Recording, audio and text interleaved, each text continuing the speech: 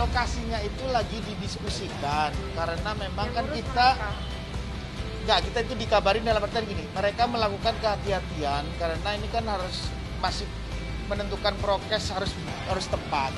Berarti kan koordinasinya kan tidak mudah. Koordinasinya berbagai pihak untuk bagaimana supaya nanti pelaksanaan akad nikah maupun resepsi tidak menimbulkan masalah.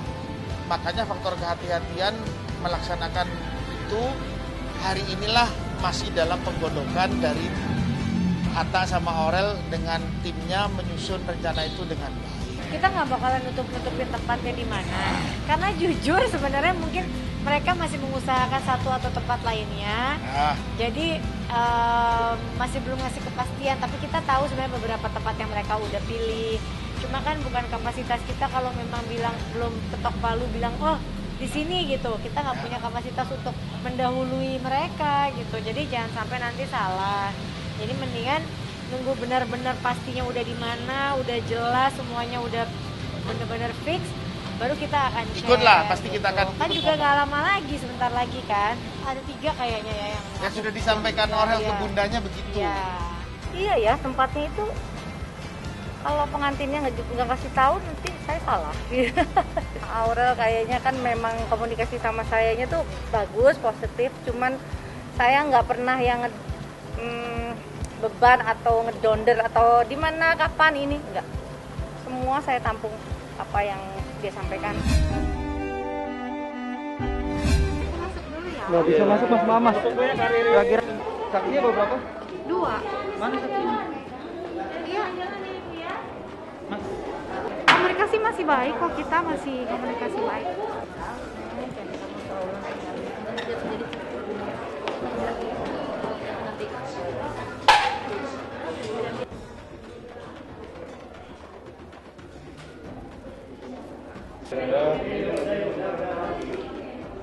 Sidangnya udah selesai, keputusannya ya diterima dari saya. Iya. Langsung pestek atau gimana? Pestek masuk saksi sekalian ketok palu sih. Jadi semua udah selesai. Nggak tahu ya, saya nggak komunikasi maksudnya sampai nanya kenapa harus nggak datang gitu. Nggak tahu ya kenapa nggak nanya ke dia. Saya sih masih minta yang terbaik aja, mungkin kalau emang ini udah jalannya ya udah gitu, saya terima. Kita kan bisa secara baik-baik, jadi nggak mempermasalahkan itu. Anak mungkin nanti akan Bisa ya. Ada jadwal nggak? Ada bertemu? Fleksibel aja. Ya. Kategorinya Mbak yang lain?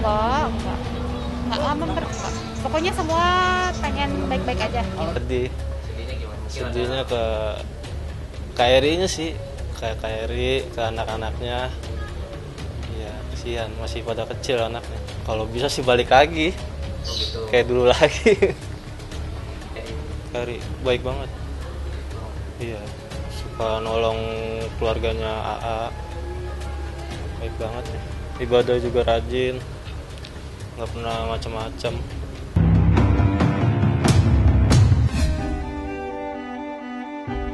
ini seneng juga. Bertubi-tubi rasanya. Saya 46 tahun ya, senang. Makanya dari pertama kali nginjak bulan Maret saya bilang ini bulan bahagia.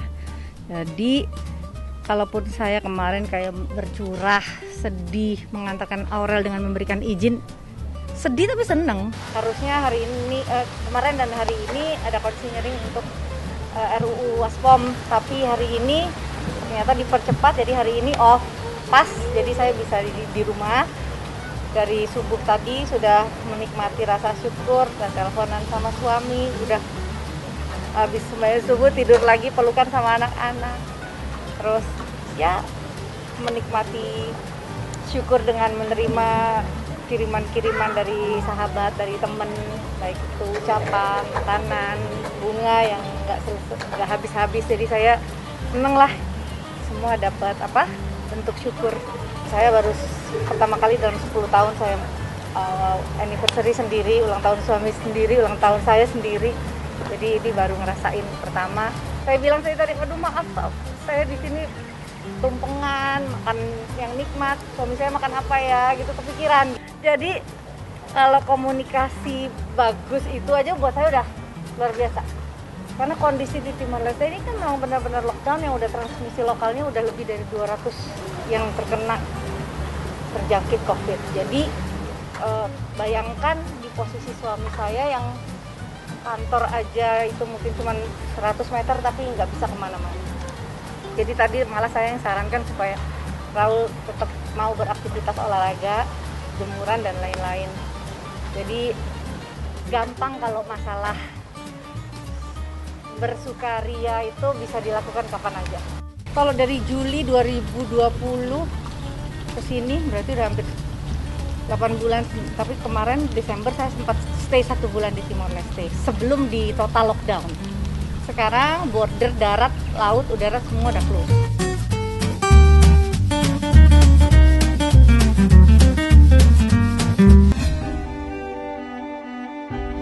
Ya, karena memang hari ini aku baru diminta untuk hadir.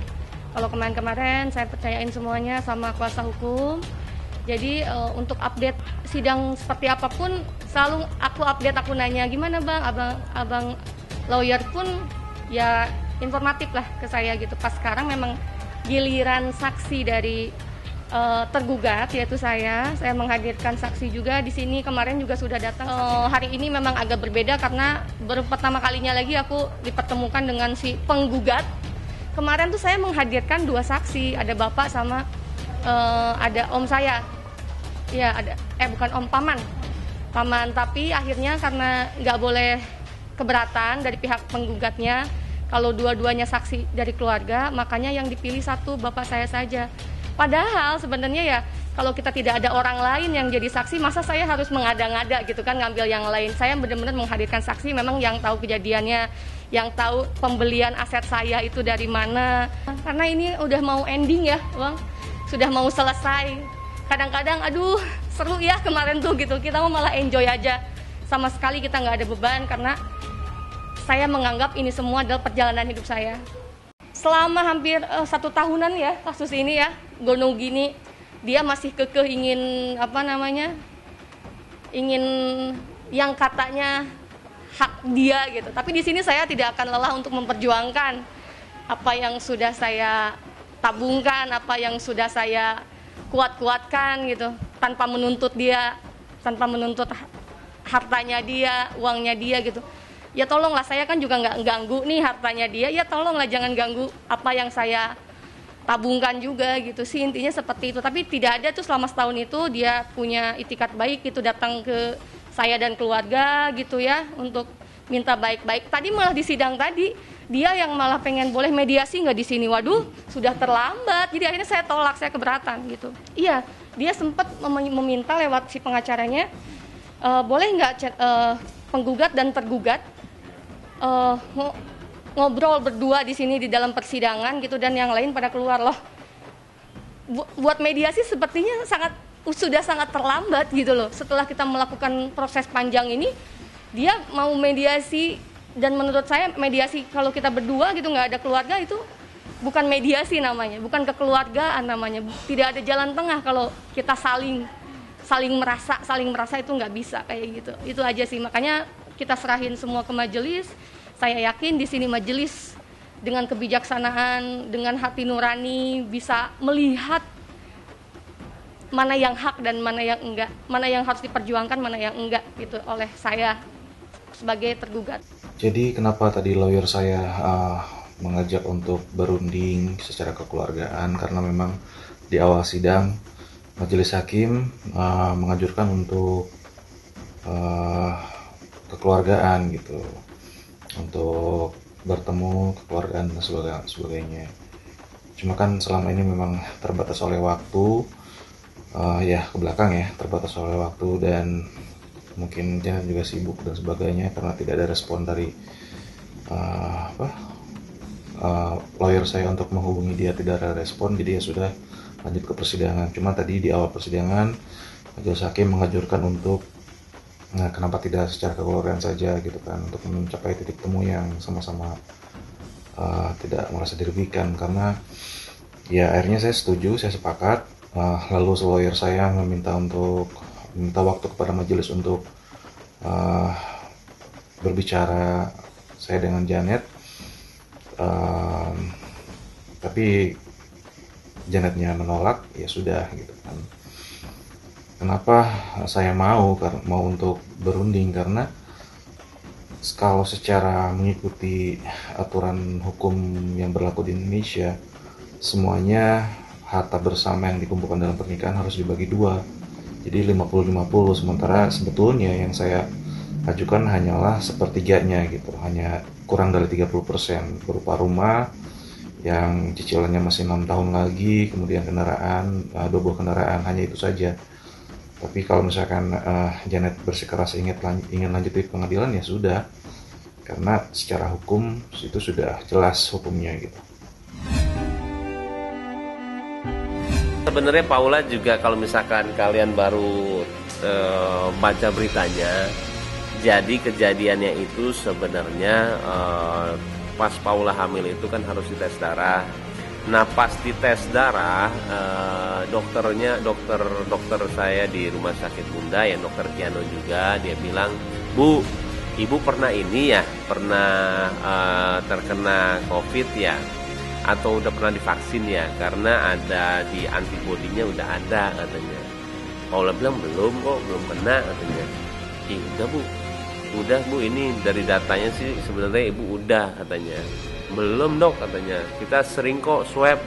Dia takut malah waktu itu, Paula takut banget, dia sampai WhatsApp saya, sayang ini aku dibilang ini malah belum.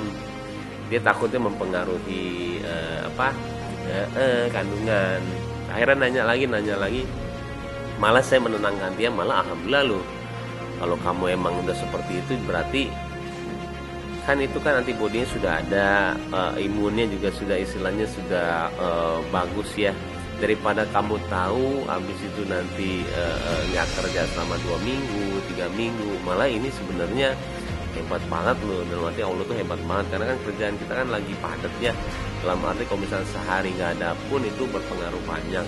Nah sekarang kamu malah dikasih kayak nggak kelihatan semuanya dan itu langsung sembuh. Saya juga nggak tahu cara yang gimana, mungkin jangan-jangan saya juga begitu, saya bilang Kiano juga begitu, karena kita selama ini keluar kota kau kayak Superman bro, kayak istilahnya kok nggak apa-apa ya. Kadang-kadang terus habis kok nggak apa-apa ya, sekarang kita juga suka bingung gitu loh, apa ya. Dan tapi memang kita jaga banget ya semuanya.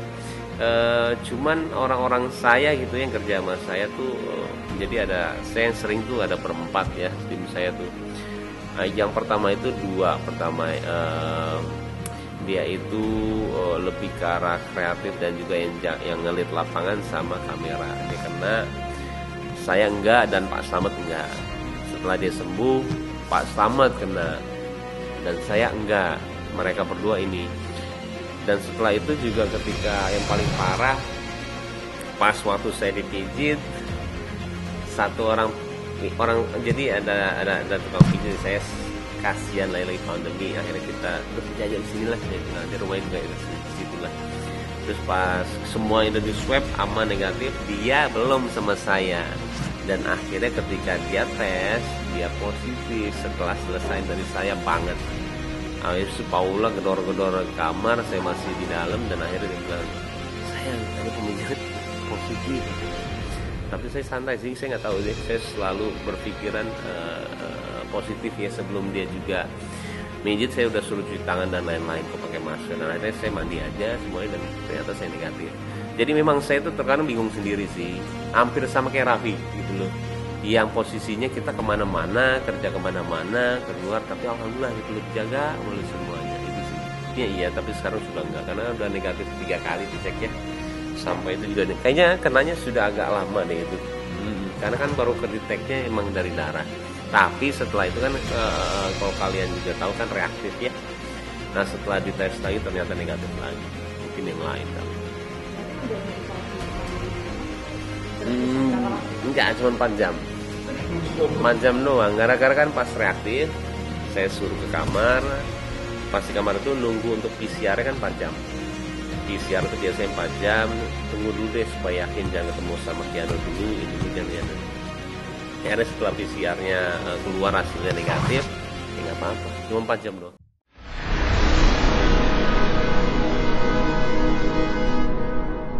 Jadi jangan lupa untuk subscribe Cumi Cumi. Ditekan ya tombol lonceng merahnya.